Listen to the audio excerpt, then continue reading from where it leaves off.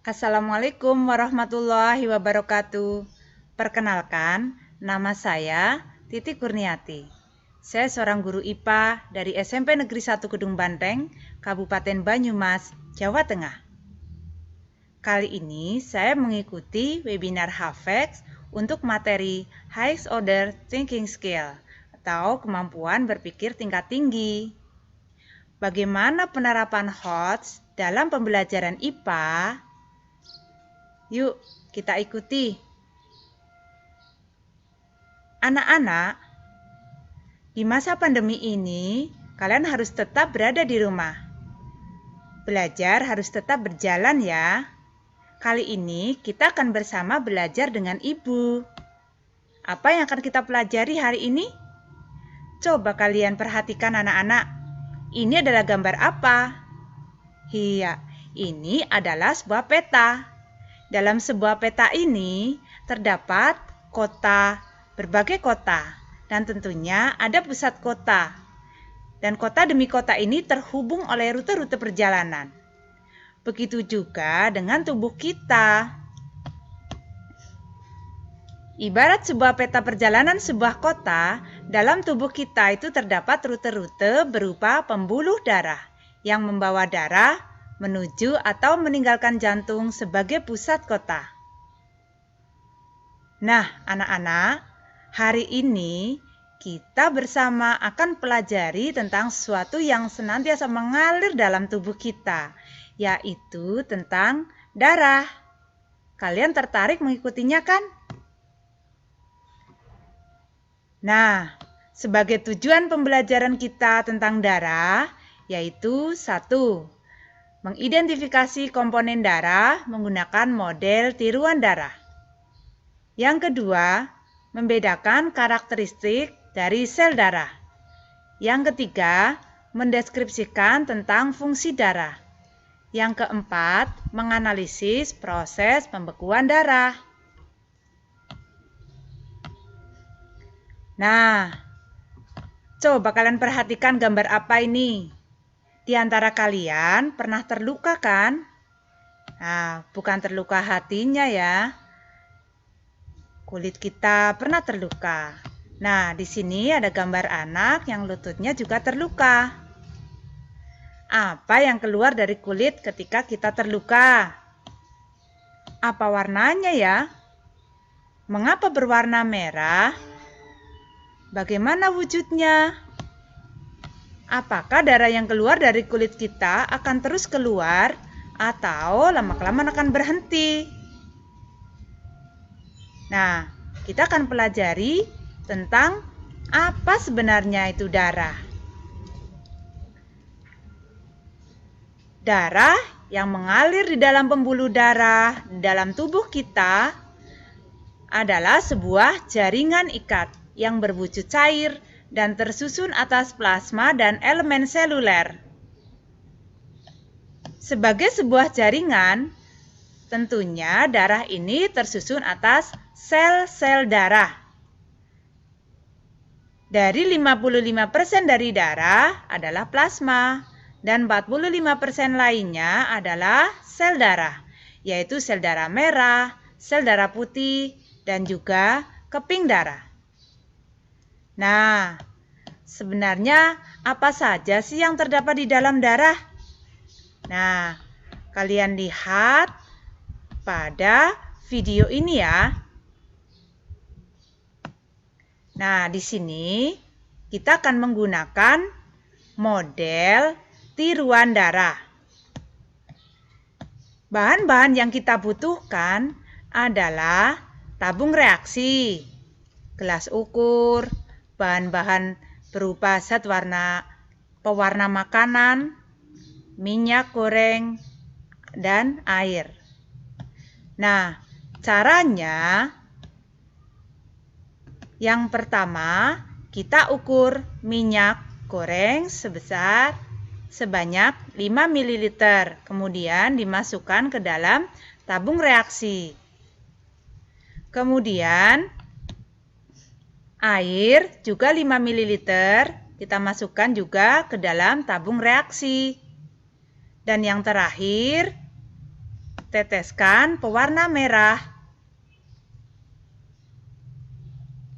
Kemudian dikocok.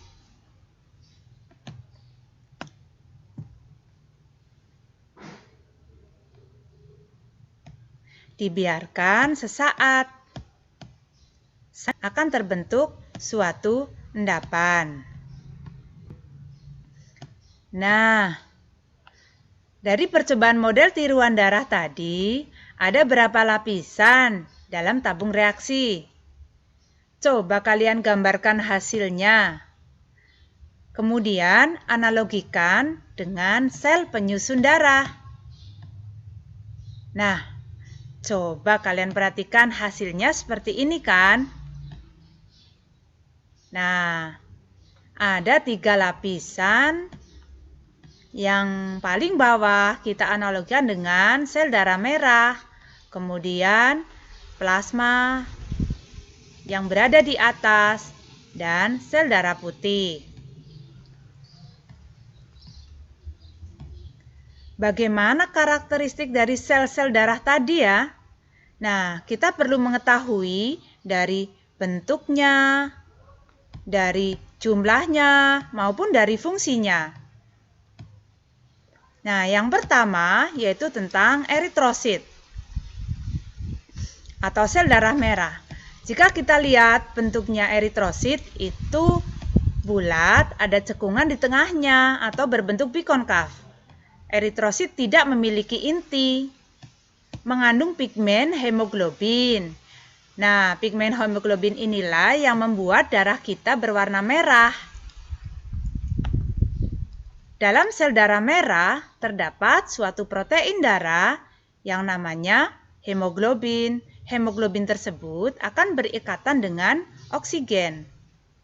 Saat di dalam paru-paru, zat atau daya ikatnya terhadap oksigen itu tinggi. Nah, kemudian ketika berada di dalam jaringan darah, di dalam jaringan tubuh, itu oksigen akan dilepaskan. Sebaliknya, daya ikatnya terhadap karbon dioksida itu tinggi. Dan karbon dioksida akan dilepaskan ketika berada di dalam paru-paru. Sel darah merah dibentuk di sumsum merah tulang. Umurnya kurang lebih 120 hari.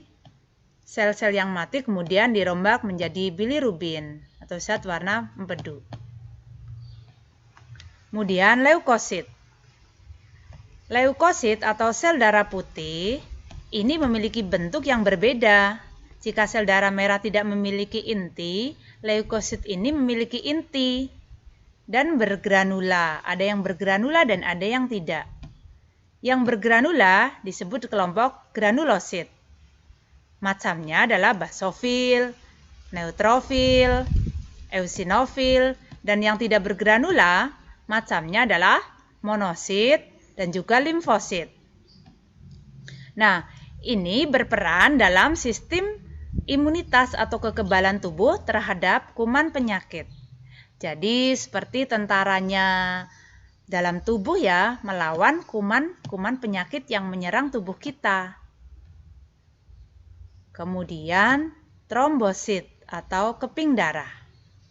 Dilihat dari bentuknya, memiliki bentuk yang tidak tetap.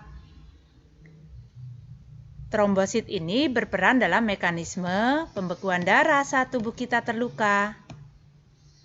Nah, untuk memahami ciri-ciri dari sel darah tadi, Ibu rangkum dalam bagan seperti ini ya.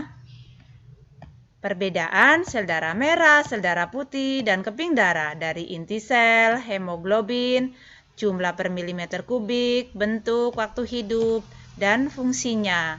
Jangan lupa kalian pelajari.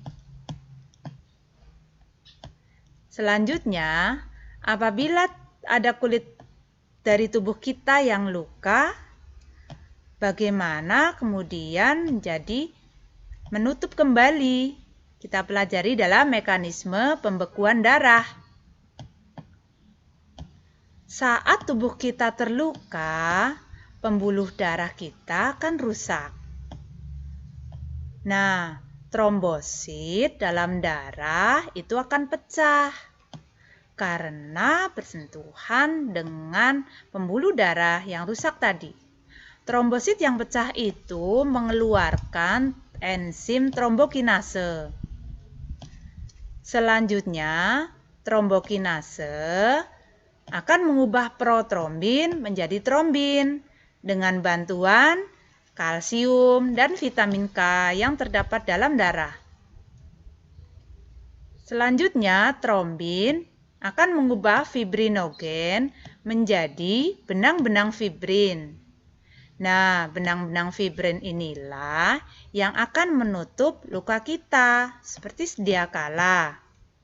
Kalian paham kan tentang skema pembentukan darah ini?